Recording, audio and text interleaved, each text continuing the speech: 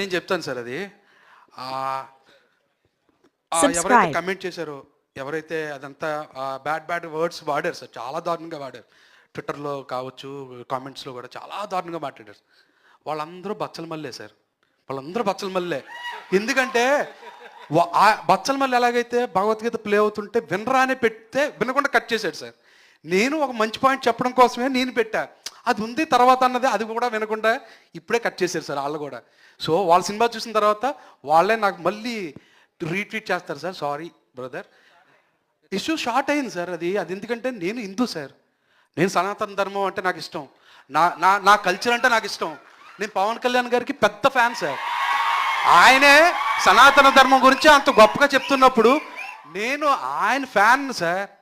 ఆయన ఎంత నేను ఆయనే దేవుడు అనుకుంటా నేను. సో ఆయన చెప్తున్నప్పుడు నేను విన్నా సార్. నేను హిందూ సార్,